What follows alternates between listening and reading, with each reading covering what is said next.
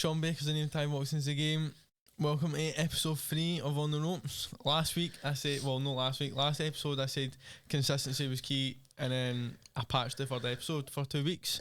But I had 2 cancellations. Lee Mackay was supposed to come on for episode 3, but I didn't message me, so I guess he was probably busy training or something. And then I had Stephen Clancy coming in for episode 3. He messaged me 45 minutes before I was supposed to come down. So I just said we might as well just wait. Instead of trying to get a last minute replacement in, I thought I'd just wait for the man himself, Dale Money. So here we are, episode 3. So Dale, how are we? I'm fine, mate. Thank you very much for having me. How's you? I'm good, mate, I'm good. So I've got a lot of questions, well not a lot, but I'm going to ask some questions. No worries at all. So the first time is, how did you come up with the idea of your clothing brand, Damej? How did I come up with the name? Or how did you come up with the whole idea? Was it something that you'd been thinking for a while, or was it just... Well, obviously, I fought years ago, and just trying to keep my foot in some way, like just life taking over with the kids, my fiancé and stuff. So it was just kind of at a time where I couldn't train. It was just trying to get somewhere where I could relate to Thai boxing, put something back into the sport. And it was actually during lockdown.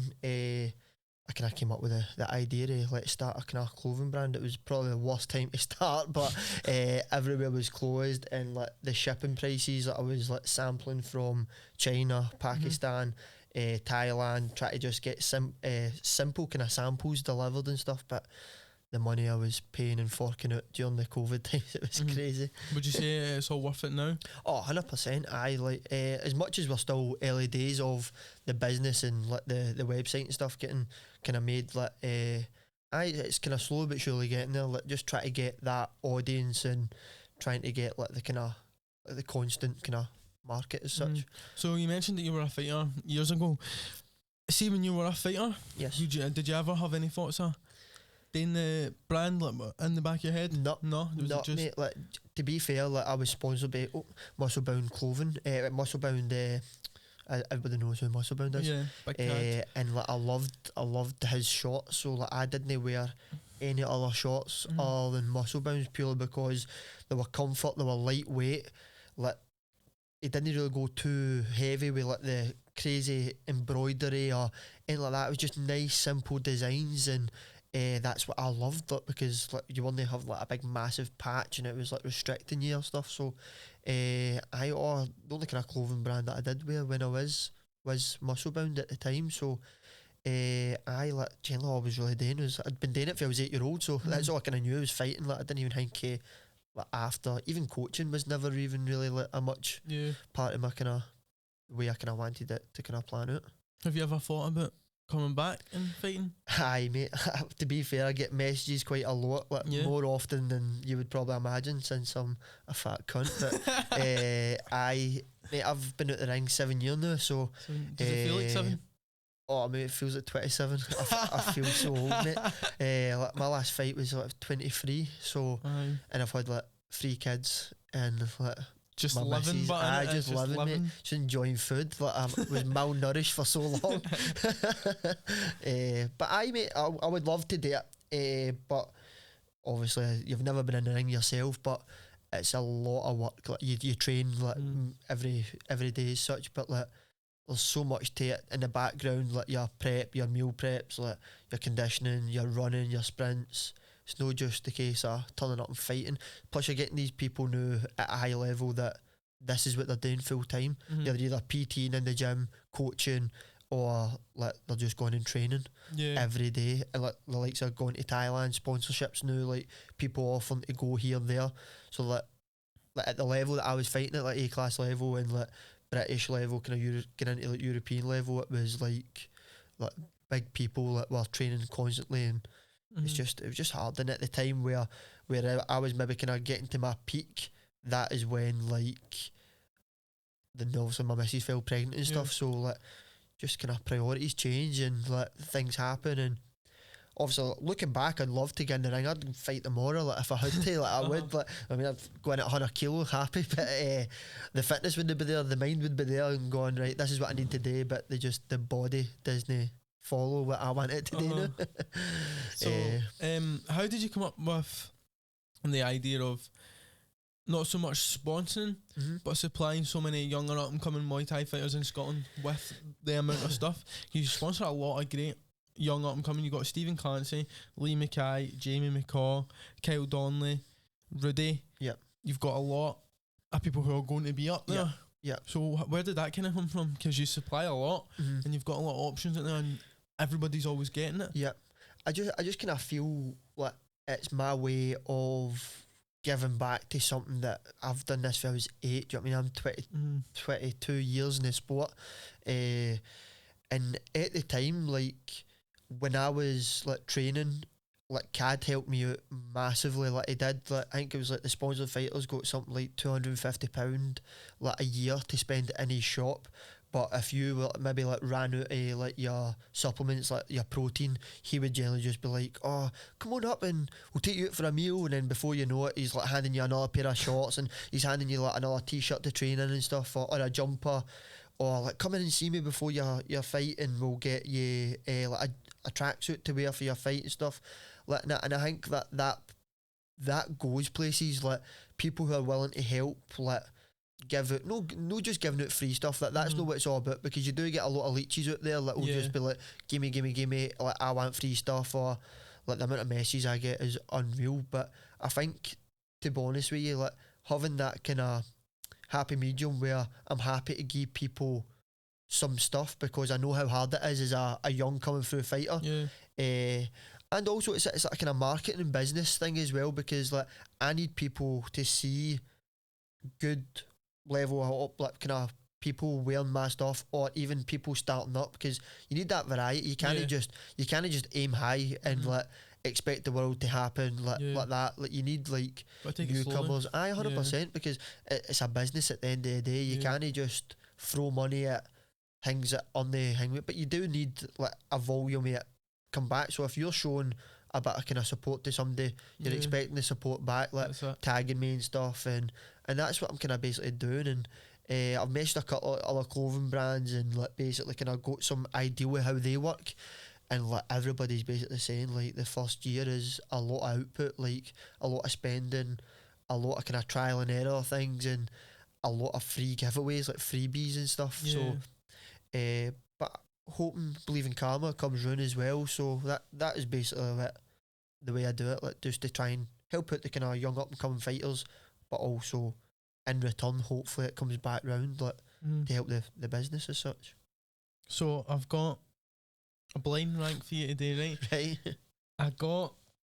This list took me like a week and a half, because I got fighters for people when you fought, right? So I had to go through Bobby, so I had to sit with Bobby and I had to get names, because obviously I actually messaged John Calhoun, one of my coaches. He must have took it to heart, because I mentioned him, he's only in his early 20s, and I was like, can you give me fighters for Wendell? And he's like, mate, I think that was a bit past my thing. I forgot, mate. I'm only 30. He's like 20. I'm only 30. He's like 21. I've just been in this sport a long time. So the first person we've got 5 fighters. The first one we've got is Spencer Brown. Right. So am I going on like technical ability, fighting ability, just all or round, just all round. as a good person? Just as a a good fighter. Spencer, out of 5. Out of 5, I'll go 3. Go 3. Yeah. Keeping it steady. Keeping it steady. So the second one is none other than your business partner, Robin Downer. Robin, class. He'll hate me for this, but I'll go 4, just because I don't know who else you've got here. You also fought Robin as well. I did. I did. We're going to take a wee watch of that, because that's like, there's a great story behind that. Right, number 3 is Matt Duncan. Matt Duncan. Oh, I'm pretty sure Matt Duncan fought Robin as well, actually. He did. I think it was on Bobby's show. I'll go 5, because I think Robin beat him. Did they know? Yeah, he did. I'll go 5. And that was the one where I think Matt kicked him in the flare, right? And he hit him on the flare. I think Robin was on his knee or something, but it was accidental. Right. I think I can remember that fight. I can't remember the kick to the face right enough. I'd have been raging if that was me. So number 4 is Dale Murray. Number 1. Number one. So number 5, I don't know. I really hope nobody's taking the mick at me, but they told me you would know who it is. Right. Rung. Rung, to be fair, I would go Rung number 1 and me number 2. To be fair, Robin's fought Rung as well. Did he? Aye. So when I fought Robin, it was B class, but Robin had already been like an established A class fighter, fighting like the likes of like Stevie Brown, Rung. Like he'd fought like some high level ties. Yeah. Even like the guy for like Summerlee, what was his name? I can't even remember his name, but he used to come in with the dance. He's Jordan Cole. Jordan Cole learned the dance off of. I just had his name there and it slipped away again. It'll come back to me. But like Robin was a really high level, like kind of A class fighter. But he got like, a lot of bad injuries and a lot of bad cuts, so he ended up stepping down to like B class. Right. And it was at the time where I was trying to go A class, but I knew like Robin was a good person to fight at that time because like the kind of quality of fighters that he had fought and beat as well. But Rung was class. Rung was crazy. I've actually seen him down in a pint and then get into the ring. Like in the changing room. He fought in the Power of Scotland 8-man tournament. So he did, mate, and he was through the back being sick with nerves and like obviously he's a Thai, but he was like being sick with nerves, sitting smoking a fag inside inside Brayhead Arena, like getting a pint of beer and then just getting into the ring and like just throwing people about. That's crazy. But Rung was class. I don't actually know what Rung's name was himself. He trained like up kind of like Inverness way. I want to say it was somewhere like up there, but it was class. You know who I was actually talking to? Do you know his name's Logan Chan? Yeah, well, I've heard of him. So Logan, like I train like obviously a wee spell out. He trains at Hanneman. I don't really know him as a person, but I've seen some of his fights. He's technically very good. I spoke to him and I messaged him. It was actually Stevie Irvin. I was talking to when I was doing PTs with Stevie. Stevie actually said to me about him coming on, right? Like the podcast. So I messaged him, and he said he's up for it. So I am going to go and see his next fight in Edinburgh. Good. Have an interview with him. Is that March? I am looking forward to that. There's a couple of people that I want to watch. 7A class fights on. It'll be good. So I'm going to grab an interview with him and then hopefully he comes on, man. That'll be good. But he's doing a video right now. I don't know if you've seen on Instagram. He's doing one kick. Right. One kick for every follower he gets. Right. The day 2 he got like 140, but I messaged him, I was like, mate, you're going to end up dying. What are you going to do if you get like 5,500 followers? A mad influx of followers. Everybody just jump on his live. Everybody follow him just to see what happens. Everybody go and everyone follow him. I want to see how many kicks this man can do. But speaking of Instagram, actually, we're going to put the post up of people. Yep. To ask questions, so I'm going to ask the questions that got asked that are PG-13, of course. Jessica Jinx 33 has asked, what was the hardest thing you found? No, what was the hardest thing you fought? What was the hardest thing you found when training for fights? To be fair, probably running. I hated running. How long would you usually run for? I think the most I've ever ran is like 7 mile. I've never done anything more than a 7 mile, but we used to do like a fast like 5k, a fast 3k and stuff like that, or even like a jog out a mile and then like try and sprint back a mile. Like done a lot of stuff like that. I like doing like sprint training because I was quite quick after the mat, but over like a long distance I hated it. It just like I'm a roofer, so like my knees and my back are gubbed like already without pounding pavement, so running definitely. Not running. I dodged running all the time, but we do 5k Monday and a Wednesday, but I hate it. Like I hate running. The only one person I've met, and it was Flynn, said he loves running. How can anybody love it, man? See, to be fair, like I know a lot of people that can just run and just like zone out, and like that's like their happy place, but I couldn't think anything worse. Well, you always see on Nico Carrillo's Instagram story. Nico does a lot of running. Like done some crazy stuff in lockdown and that, didn't he? He done marathons. He ran a marathon and then came back and hit. I think it was so many rounds of pads and stuff. I don't know if it was like 30 or something, 30 rounds of pads, and then he fainted halfway through. And then got back up and done it. It's crazy. It's a mindset thing, but in it, like Nico is very kind of headstrong and very kind of like focused on. He's in it to win it. Like, you need to be, but at the level he's fighting it, like. And obviously that's probably rewarded him leaps and bounds because like he's at that level like I'm sorry, even the level, not even bringing it back to myself, but if I get told I was going to fight Nongo, I'd have shat my pants. Like see just stuff like that. But him and JP are doing crazy stuff and they know how to break down a fighter, and it's proven time and time again. Yeah. 100%. So Zach McCann Yep. has asked, where did the name Damej come from? So before you answer it, me and everybody in the base Muay Thai group chat were trying to try to figure it out. Aye. And some people were asking what it was, if it was today. Well, I'll tell you what. I'll tell you first, just go for it, right? So Eileen thought it's the name of your kids, Right. because the D and M are yours, Yep. and the rest is your kids. Yep. Is that right? Aye, that was right. That's correct. Aye. Well, And Alan obviously was right. my fiancée. And your fiance. So Dale D, Ainsley A, Murray M, Esme and Jax, and obviously I've got another kid, Sophia, which was sadly no thought about 3 years ago when I when I got the brand. But Damages. well, to be fair, I'm going to bring out this is in the line, we're trying to kind of get some stuff rolling like this, but I've got to bring out a women's line, and it's got to be called S line. So for there we go Sophia, then. so Yeah. that's my plan of attack. So I didn't even introduce these new jumpers Oh. because I was too busy. I put them on when I sat down. So this is the Better On tuck The my Ropes. belly in. Just so. The On The Ropes hoodie. So we've got the On The Ropes here. We've got Sean Baker as the name. We've got Damage here. And then we've got our own wee trusted process. So thanks Dale for coming. No worries. And giving the fresh new jumpers. We're going to be doing a giveaway as well. I'm just going to be handing out either hoodies or a t-shirt. So go and follow all our Damage. Follow Damages. Was it Damage Fightwear? Damage Fightwear socials. Follow the Instagram, and then make sure you're following On The Ropes Instagram as well. I'll probably release a video soon with more information on it. So what inspired you to start sponsoring upcoming Muay Thai fighters? Kind of already asked that, but Aye.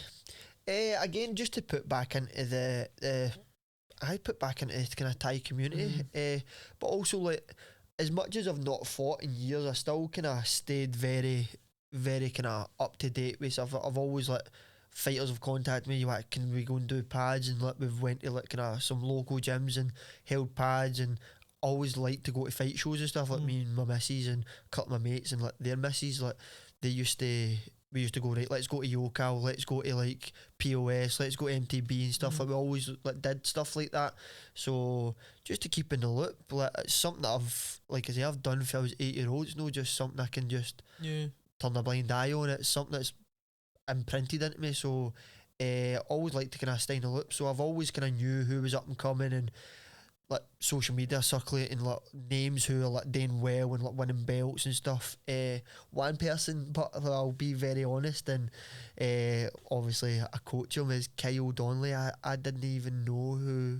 I knew of Kyle as a junior, but when I was fighting, Kyle was just starting.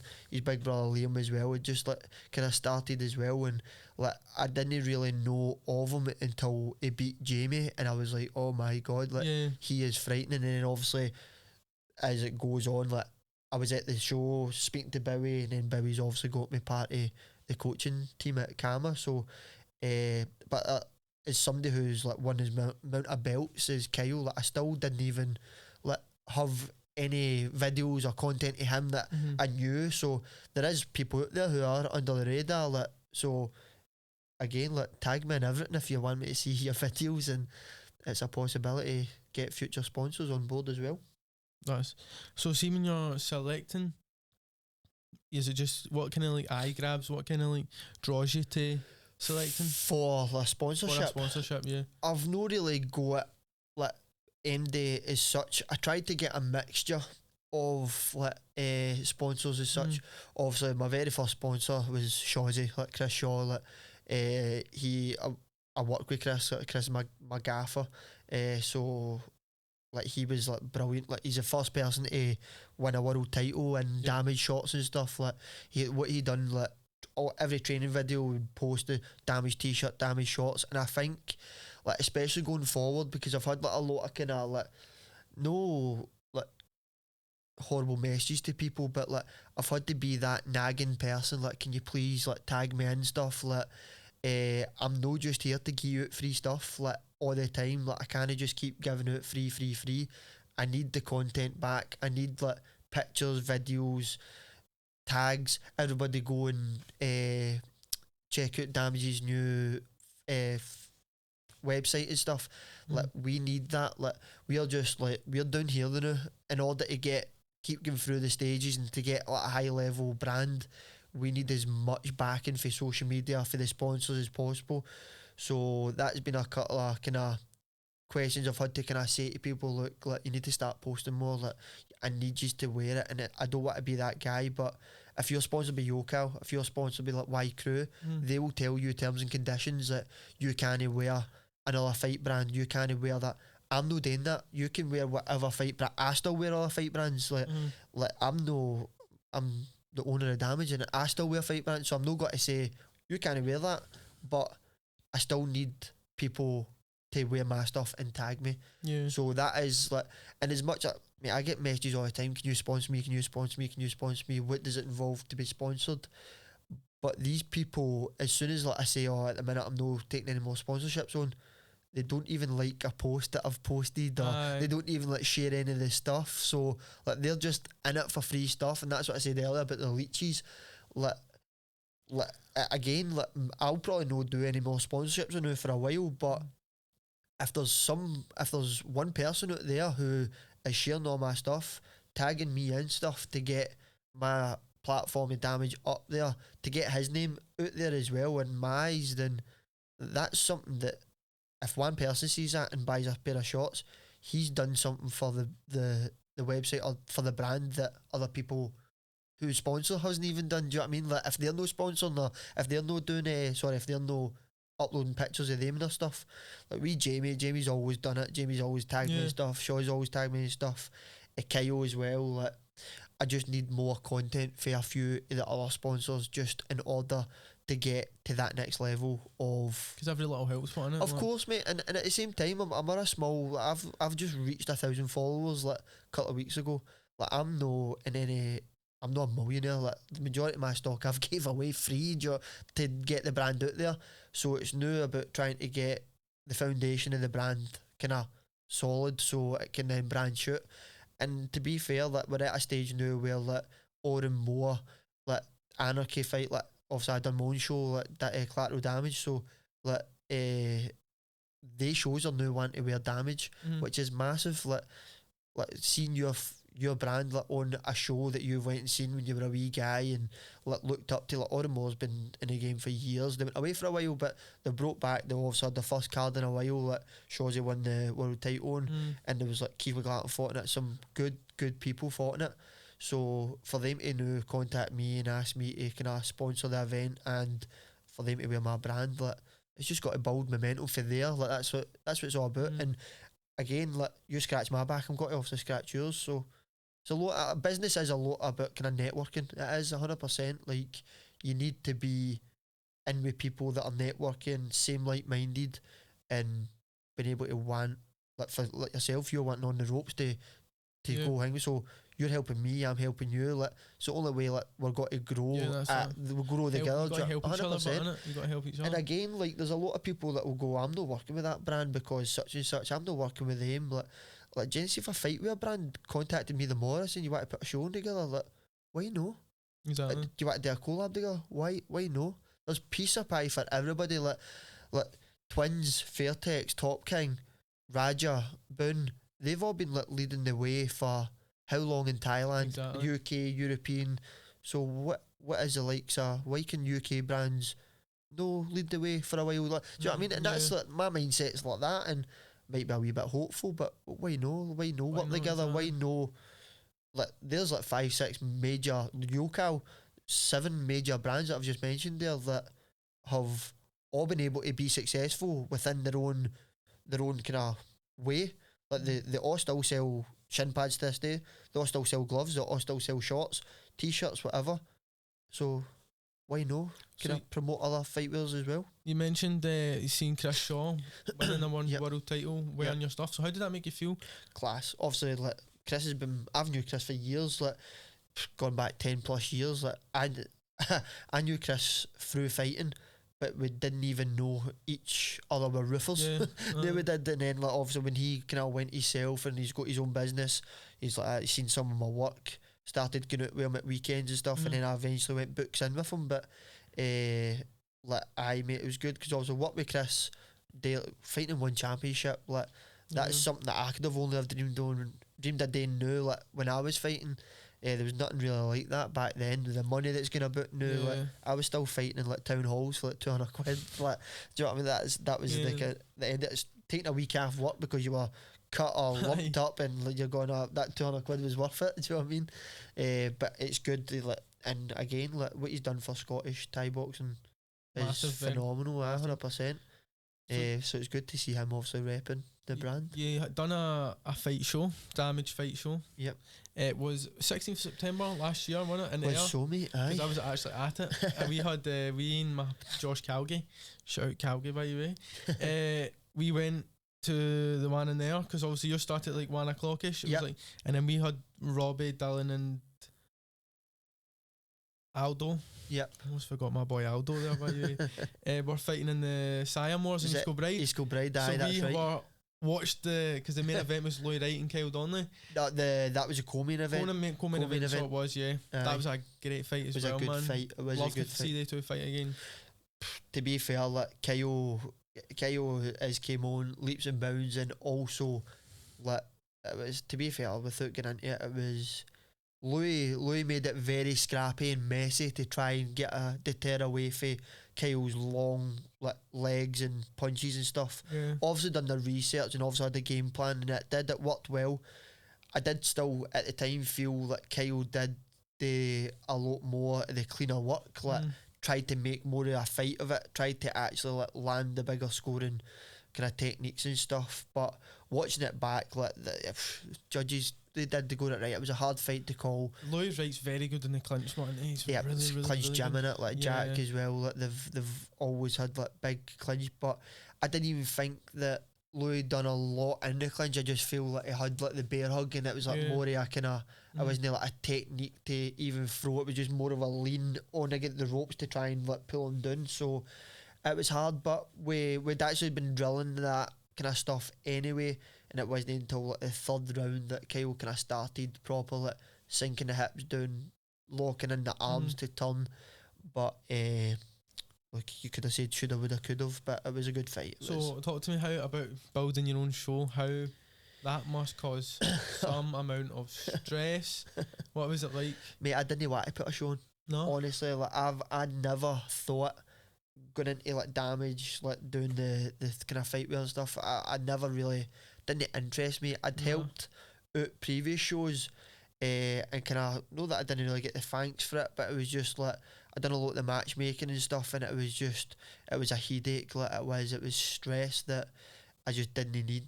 And I got contacted by, obviously, like, a local boxer down my way, Ryan Brawley, contacted me, and he kind of spoke about it for a while, because I used to coach in a boxing gym on a Friday night, and obviously it was a Thai class I put on, but Ryan would like, we're putting on this show and stuff, and initially it was supposed to be like half the card boxers, half the card Thai, but it ended up just a full Thai show, which again, all the matchmaking resulted on me because he didn't have any contacts in Thai, so the stress of the full show was on me to get, and it was like, pull out central, and like, people were out to, like, spite me as well. Like, they fucked me off for a bar license. Again, I'm not going into too much detail, but I was naive. I was like, I've been to millions of fight shows. I know how to put on a show. Like, when the momentum started going, I was like, I've been at millions of fight shows, but there's so much of a fight show that as a fighter you don't see.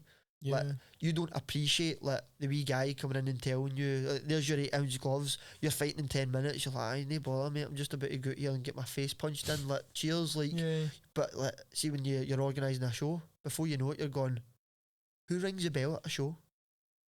Who rings a bell? Who tells them, like, and you go, oh, fuck, man, there's so much to a fight show that I was naive, and I left myself wide open, like, with the whole kind of bar license and stuff as well. It was a legit bar license and stuff, but it got, like, denied because people found out that the date I was putting the show on when I was putting the bar license on, and actually people would applied for a bar license the same day of my show, which rings up like a kind of a suspicious act. Yeah. Why does the same show need 2 bar licenses for it? Like, it's so like the council automatically, it goes to like a panel, the police are involved, so they shut it down. Yeah. But I found this out the Thursday after my weigh-ins, so like I was scrabbling, and also I'd been paid for sponsorship, like to get like people might have like bottles on their table, like a drinks package. Let's see the tables that were at ringside. That was for sponsored tables in my family. So like I was getting like my mates and my dad and my sister and stuff like supposed to be drinks at the table. Like the sponsors, Decathlon, who sponsored the main event, helped it massively. So again, thank you very much. It's actually, oh my god, the main event's dad. I've literally just forgot my sponsor's dad. Oh my god, I do that all the time, mate. I'm no worse oh my for that god, kind of shit. what is? I forgot it. So do you think you've put on another show by the sound of that? Probably not. Never say never, but never. I'd rather go in and fight than go and think about another show. That actually reminds me, I just realised that I done one Instagram question and then just went on to the rest and then just carried on with my questions. But Hungry Side messaged on the ropes. Legend. And he said, ask Dale what his thoughts on Hungry Side Super Show, how big it is pushing Scottish Muay Thai forward. Then he hanged it with the thanks. Mesho, what do you think? So the Super Show, by the way, first of all, can't fucking wait. There's going to be a lot of great fighters on that. Unreal. Brayhead, we're back in Brayhead. Aye, mate, I fought in Brayhead the very first Power of Scotland. Oh, so did you? Is that where you fought? And I've been asked to fight in Mesco's show. So I think you should do it. Tell my mate. Point to the camera and ask Ainsley if I can fight. Ainsley, please let him fight. Mesco, like me and Mesco have been mates for years as well. Like, I've been in contact a lot with Mesco, and there might be some good news coming out in the next couple of weeks as well regarding the the show as well. But mate, what Mesco's done, take my hat off to him, mate. It's an unreal card, and to be fair, the way he's done it, I think everybody should be getting behind him because he's done it right. He's done it right, and he's took a big gamble.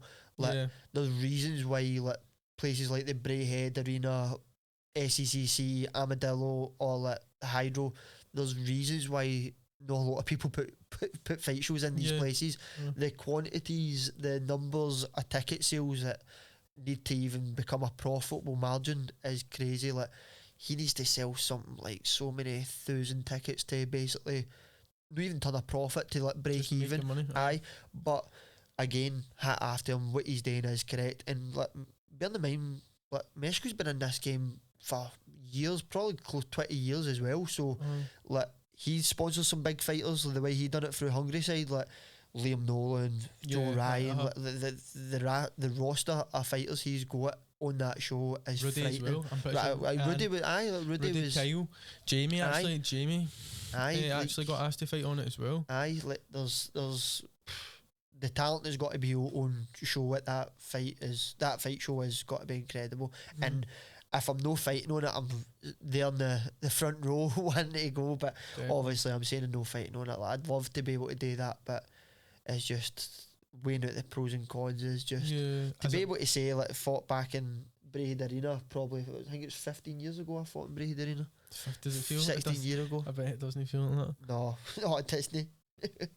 So I'm going to take a time to tell you about this podcast is supported by 3 companies, 3 brands. Number 1 being Damej. We have still got Mission Nutrition, Craig Williams, and we also have Muay Thai Hub.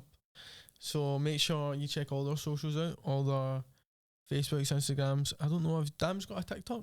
They do, aye, we do. It's something like I'm like a dinosaur with technology, mate. Aye. So like I do have a TikTok, so follow it, please. Cause also got their website as well, damagefightwear.com. Use code OnTheRopes 10 for 10% off. Use code OnTheRopes quotation on Instagram via if you're wanting it for Craig. That's 40 quid. That's actual heavy dough.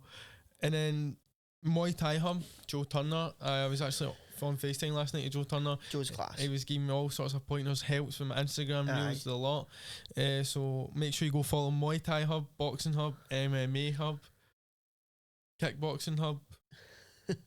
Feel like there's one more hub that I've not said. I don't think so, but Joe, I was on the phone to Joe and he was giving me a lot of good pointers. He's just an all round nice guy. The way he started Muay Thai Hub for the same reason kind of you kind of started to give what he's 100%. Got, and he's just helps everybody. Doesn't even doesn't want anything back. He just wants to help everybody. I own shorts and stuff because I'd said for ages, but of course I was just back from Thailand and stuff. So Joe, if you're watching, mate, you will get your stuff. It's still there. Don't worry, mate. So like Joe's been brand new. Joe's kind of pointed me in a few kind of directions, and also I've said that he's got his own fight brand as well. He's like doing his like kind of merch as such. So. Like again, mate, I'm all for helping everybody, and he's like-minded. He's actually wanted to be coming up to Scotland more as well to do some shows because Leapfrog's covering obviously some crazy amount of shows. Covering Martial Mayhem. Aye, next 2 weeks. Can't wait. We've got a fighter on it. Aye. Ewan Burns. So good luck, Ewan, if you're watching this, mate. Good luck, Big Mark. Yeah, it's going to be a great show. We've got Jack Kennedy versus.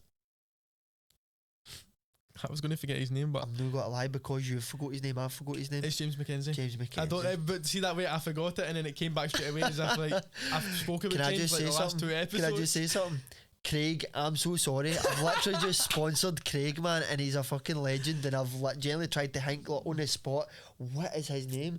Craig obviously was the main event for Collateral Damage, and it was his stepdad that actually supported with sponsorship. So again, mate, sorry. Thank you. Love you, mate. So we've got Jack Kennedy versus James McKenzie, and then we've got Mark Alderson. Fakama. Yeah, Fakama. Well, to be fair, I'll maybe let you in a wee hint. It maybe be anyway, his opponent pulled out.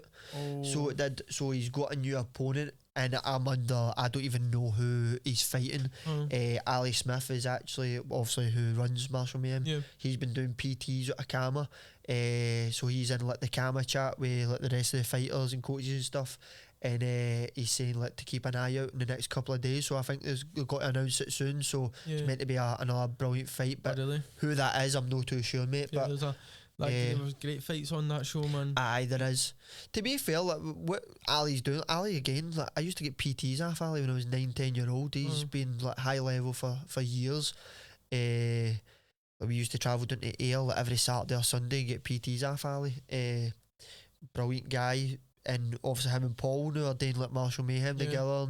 And to be fair, for a while there, like Martial Mayhem was just like kind of no like saying anything, but it was like kind of just like local fighters and stuff. And now like they've branched out. They've got actual like seasoned fighters. Like they've had like JC, John Cullen, and they've had some good roster of fighters coming through the last few shows. See, when you're seeing the brands start, you've seen them when they've been like here, and then you're seeing how does that motivate you to keep your brand going?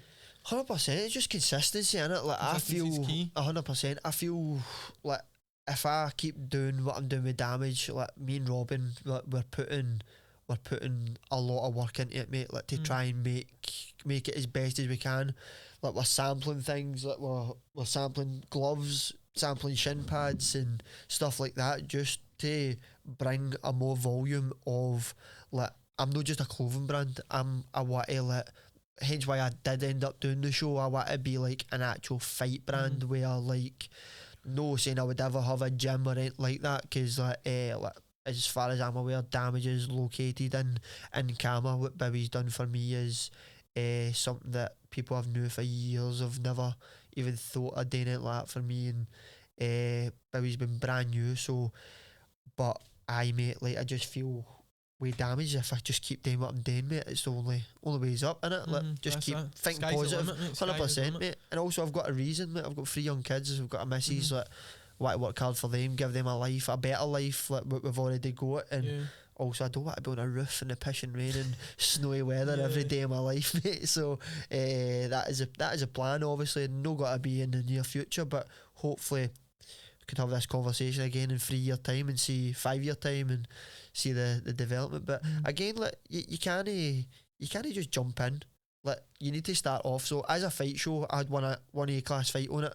I had a title fight on because I was obviously coaching Kyle, and they two boys at that weight were the best at that weight.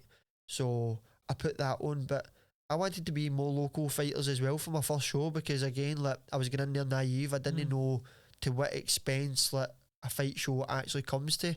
So I was just trying to get like sponsors in, like my own money and stuff, like to basically make sure nothing could go pear-shaped. But when you were getting like A-class fighters now who are like wanting £700-800 a fight, and they want to sell like 5 tickets, you're like, mate, no, that's crazy. So again, it's good to see brands, because like obviously the more kind of people who are fighting regularly on a show, then it will bring up their kind of profile as well. So, and like before you know it, like, you don't want to just always fight in the one show.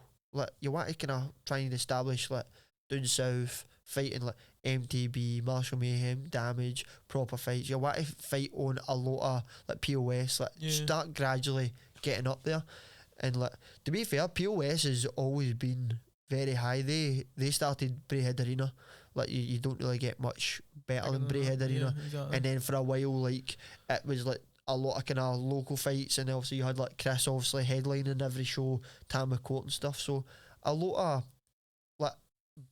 of kind of fight kind of shows have stayed the same, but a lot of fighter shows have got better. Yeah. And it's good to see. Obviously, that involvement in Thai boxing is what the kind of community need in it. So I asked Flynn this question. I'm going to ask you it. Yep. So, what's your favourite Scottish fight show to go as a fan to watch? What do you feel brings the biggest atmosphere, the best fights? As a fan, yeah.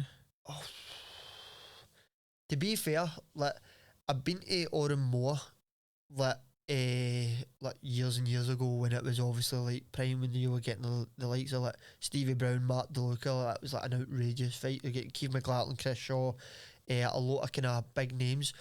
But that, you ever been to Ormo? No. Mate, it is like just such a compact wee hall. But there's maybe only like 30 seats. The rest is standing. So like you're standing like that, but the atmosphere of all being about is just like crazy. Obviously POS, that's like, POS has been like kind of like obviously the mainstream main kind of show for a while. MTB as well. I've fought multiple times in MTB and stuff. There's millions of good shows. I actually like the venue for Marshall. I felt like that was like I liked the bit class of venue. you could sit up at the top. Yeah, I really liked that because it was like perfect for where you could see the ring. Kilmarnock, like proper fights, like Kama's show, like that's very like that as well. But it's got like an actual full circle, and like you just look down at it's class. That's a really good venue. We had a boy George Dixon. Shout out George as well. But he fought. It was the same one, Kyle versus Jamie. Yep, aye. And were you there? Yeah, we'll see that show, that venue. That was my that's first ever Thai class. boxing show I ever Is went it? to. Aye. And I was going to call him Chris there because him and Chris Reekie look the same. George punched the boy, and the gum shield went flying up into the hingies, into the kind of stand. We were looking up, and the boy's gum shield actually went flying into the top stand, and the boy had to fling it back down. It was crazy, man. You actually see Hundreds of fluff in it and all that. Pure bargain. So we're going to take a look at the Damej top. Nice. The ones that you had designed for. That is there. That is just absolutely gorgeous, man. And it is Jamie McCaw's hanging. So talk to me about that for people who might know what that is. Basically, what me and Robin are working on at the minute is, again, we're giving back to the sponsors. Like, again, I'm not trying to just show this t-shirt, show off this, do this, do that. They're going to be making a commission off each sale on these t-shirts. So obviously this is Jamie's. So everybody I contacted saying, I need a colourway, I need a rough design, like if you would like camouflage or circles or love hearts or triangles, whatever you want is your thing with.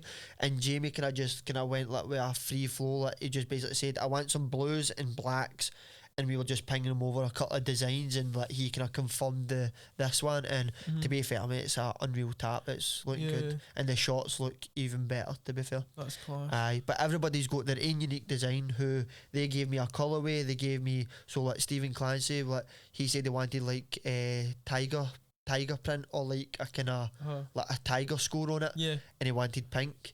Poofter. But aye, so so we'll gain people like their own unique way, like like Lee's is black and gold. Kyle actually liked the existing pattern for the Damej, the purple and lime kind of the yellow kind of greeny one, but he just wanted it into again poofed pink and blue.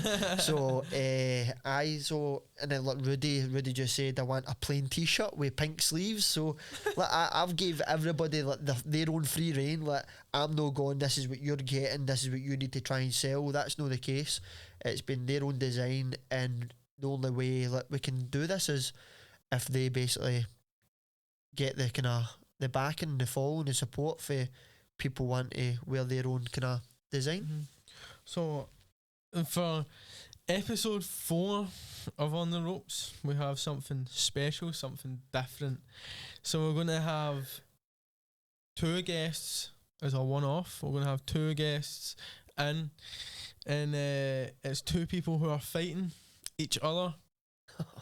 So that's at the end.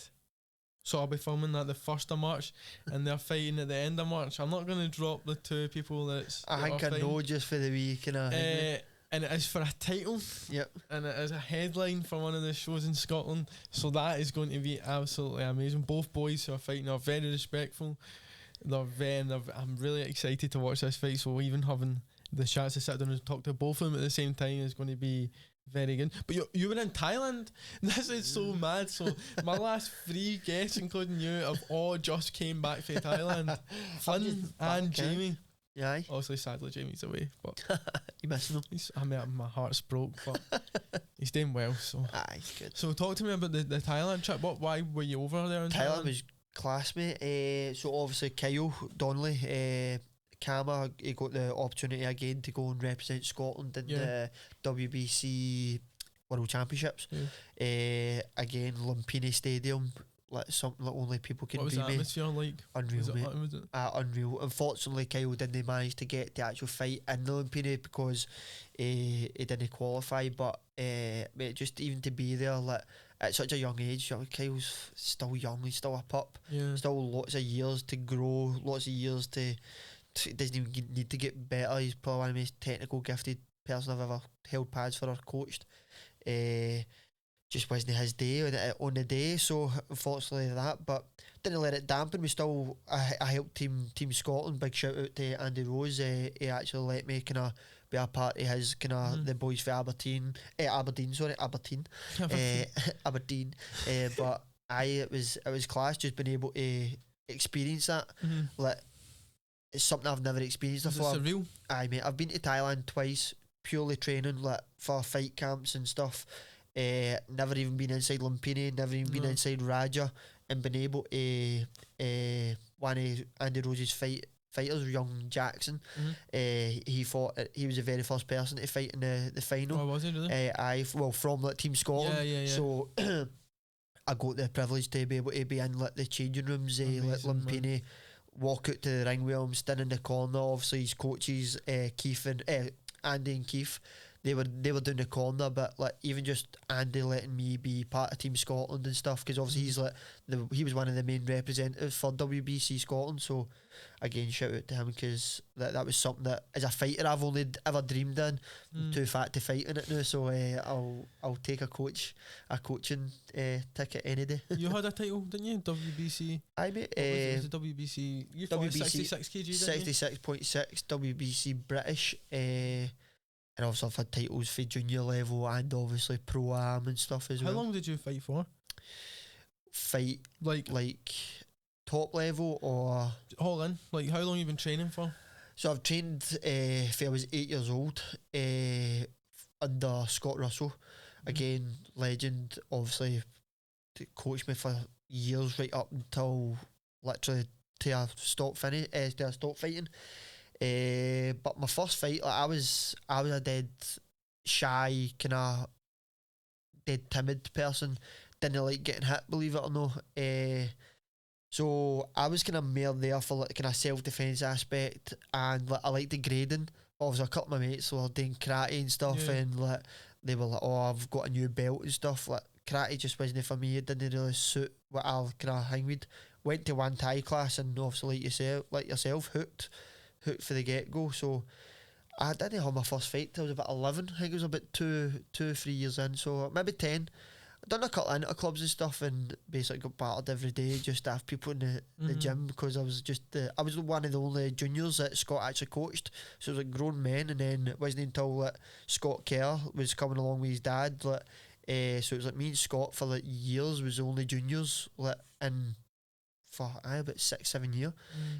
But I can't even remember what age I had my first kind of like title fight yet. I can't even mind that, but I mean I've been fighting for I was about 10 anyway. Just say 20 years. It's crazy. So what advice would you give to young entrepreneurs who are thinking about maybe starting their own brand and they're a bit weary and they're like, oh, I just don't. What advice would you give them if they're maybe stuck? They're thinking about I don't know what to do. I don't know whether to do it.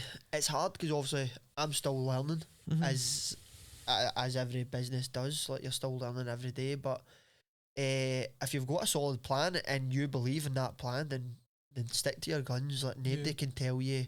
It's only you that has got to make it work. At the end of the day, only you can be the outcome of that project that you're working on. So if you just work hard, determination, and again, just consistency, keep at it, mate, 100%. Because like there's a lot of people who will help you out, like naturally, like, oh, that's a good idea, or there's also a lot of jealous people out there as well. So just try and think of the negatives. Like if you believe in it, then go for it 100%. I've said on the podcast before, people like to see you doing better, but they don't like to see you doing better than them. 100%, mate. And that's been a part of my life as well. Like there's a lot of people like influential people in my life. Like generally, it was just like if I wasn't, I was fine until I was doing better than them, or like even for football, my football days and stuff. Like nobody does like people doing better than them, but fortunately, I'm just a nice, loving guy that just wants everybody to do well and hopefully do well as well. It's like people doing, but it's like you got a lot of good people out there as well. Joe Turner's a nice prime example. But 100%. He just wants to do better for everybody. He doesn't want to gain anything. Yep. And then other people are just in the opposite. They just 100%. Want to gain everything and know. There's a lot of people that are in a lot of businesses purely for money. See, if I was in Damej for money, I would be broke. I would have gave up probably 2 years ago. I'd have hit lockdown and been like, fuck man, I can't come back to this. And that again, like, I'm a firm believer, like if you are a good person, then it will come back to you. Like there's a lot of people who like are just taking money for like crazy things and stuff like that, and like mate, my full-time job is like my roofing, so that's where I get my money for. Thai box is a hobby to me, so I don't need that aspect of money. But again, obviously I want to be able to be comfortable and provide for my family, and hopefully my brand does do well. But again, I'm not in this for money, mate. Like as you do get a lot of people that are doing stuff for money now. What's your thoughts on the Haggerty versus Felipe Lobo? To be fair, I think he's going to run through him, because I think the exact same. I think he will, mate. Obviously beat his training partner, didn't he? Is that not the MMA boy? I can't even mind his name. But it'll be a good fight. Obviously, entertainment. There's no Haggerty fight that you can turn around and say, oh, that was a shite fight. Like he does his style's class. He's very technical, very aggressive. And I'm actually got to probably stay up and watch it tonight. I think it's 4 a.m. It's on it. I've got to try and maybe go to my bed and then wake back up, because no, I usually watch the UFC when it's like that, but heavy fucks you in the morning. What do you think about him and Nico? And you think I'm got a Nico seminar in Kama tomorrow, so we've got that. He done a seminar in our gym. When was it? Or maybe August, June. Yep. And the reason why I started Thai, it was him and Stevie Irvin I used to watch on YouTube. Like when I used to just sit and watch his wee vlogs and all that. Yep. So like that kind of boosted me, because he was kind of, I don't want to say like a kind of bammy, but he was like kind of, you could tell he was feeling like, you could tell he was for a scheme. And I was for a scheme, and I was like, what if this big handsome guy can do it, and not a big handsome guy can do it, you know what I mean? And I remember, and then when I seen him in the gym, my hands and all that were shaking, and Aye. I swear it was actually crazy. I couldn't talk. And Bobby brought me over. Yeah. He like talked to me, and I was like, Yep. I just floated. I was standing behind Bobby like a wee Aye. boy. And I was like, hi. But it's weird how like stuff like that comes. What Nico's done like in the past few years is Phenomenal, it's been man. brilliant. Like I can remember like even JP like his coach obviously like obviously JP's been in the sport probably the same amount of time as like I can remember fighting in shows and like JP would be like shadow judging or he would be like sitting at like front row like at the seats and like I used to train at obviously OBs we used to do like a Scotland fight team like classes some Sundays and stuff like JP would be there like I used to go up to like Barhead like Civic Centre and like train with like the Douglas brothers and stuff like Robin Downer was actually I used to train like some weekends with Robin Downer when I was like 11, 12, 13 and stuff so like JP's been in the sport for years but what JP's doing with the bunch of boys he's bringing through the new is incredible and Stevie Irvin like I've watched Stevie Irvin for years and like I actually sparred with him like, about 3 weeks ago and Stevie has changed from being like a technical genius to being like a scary fighter like his technical ability is phenomenal but I used to love watching Stevie and he'd be like dead kind of dead Thai style nice and technical but then I was sparring with him and he was hitting me with boxing combos and I was like what the fuck like and he's changed his style to suit one championship as well and I think JP's coaching and it's obviously working like he's very focused on how to because like, one championship let's face it it's a lot of boxing footwork and aggression but like controlled aggression like in out and because obviously it's like over 3 rounds and you're getting scored on aggression it's no just typical Thai scoring so what he's done with Nico and Stevie is unreal because obviously Nico as well I can remember seeing Nico probably one of Nico's first fights like when he was like just coming through and stuff as well he was supposed to fight Spencer Brown in that as well like I think like for reasons I don't really know their full ins and outs like but they've never ever fought as much as everybody wanted that fight as well but it's good to see Nico or like even like I'll revert back to like Shawsy it's good to see like Scottish talent getting to showcase their skills on like and also make good money on shows that will never ever run about for like the last 10-15 years it's good it's really good to see so that'll do us for episode 3 of On The Ropes thank you Dale for coming on and giving us thanks for having having me in the next one which should be out 2 weeks from now cheers